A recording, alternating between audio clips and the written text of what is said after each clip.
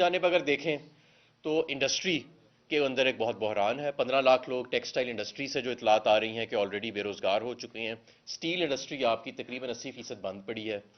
اور بجلی کے بل، مال کی سیل نہ ہونا اور خام مال کی امپورٹ نہ کر پانا جو ہے وہ مین وجوہات ہیں جس کی وجہ سے آج انڈسٹری آپ کی نہیں چل رہی. یہی بالکل غیر منصوبہ بندی کا عالم ہمیں انڈسٹری میں بھی نظر آتا ہے. کوئی کسی کو معلوم نہیں کہ انڈسٹری اور کامرس کا منسٹر کون ہے اور یہ کون محکمے چلا رہا ہے. کوئی ابھی تک کسی نے انگیج نہیں کیا صنعت کاروں کے ساتھ ان کے مسائل سننے کے لیے. حل کرنا تو ایک دور کی بات ہے، کوئی ان کے مسائل ابھی تک سننے کے لیے بھی ملک میں موجود نہیں ہے. اور دونوں ہمارے انڈسٹری اور کامرس کے جو وزیر ہیں ان کا نام بھی ہمیں نہیں معلوم کہ وہ لوگ کون ہیں. اسی طرح آپ توانائی کے شعبے میں دیکھیں تو توانائی کے شعبے میں اس وقت انڈسٹری آپ کی آدھی بند پڑی ہے، اس کا بھی لوڈ موجود نہیں ہے گرڈ کے اوپر.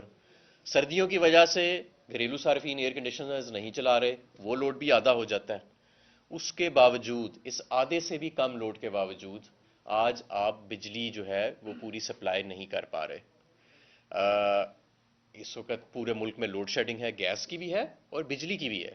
حکومت نے جو امپورٹڈ کوئلے اور امپورٹڈ ایل این جی کے پچھلی اپنے نون لیگ نے دور میں پلانٹ لگائے تھے وہ بند پڑے ہیں. ان پہ ہم اربوں روپے روزانہ کے حساب سے کیپیسٹی پیمنٹس دے رہے ہیں بند پلانٹس کے اوپر. ان کا امپورٹڈ ایندھن منگانے کے لیے ڈالر نہیں ہے، اور اگر ڈالر ہوئیں بھی تو پھر جو مہنگی بجلی وہ بنا رہے ہیں، ایل این جی پلانٹس اس وقت تقریباً 28 روپے یونٹ کی بجلی اور امپورٹڈ کوئلہ تو 40 روپے یونٹ کی بجلی بنائے گا. تو وہ بجلی پرچیز کرنے کے لیے آپ کے پاس روپے نہیں ہیں. تو یہ بھی ایک ان کی، اور کیا کرنا ہے آگے. فرنس آئل کے پلانٹس کتنا چل رہے ہیں، کتنا نہیں چل رہے.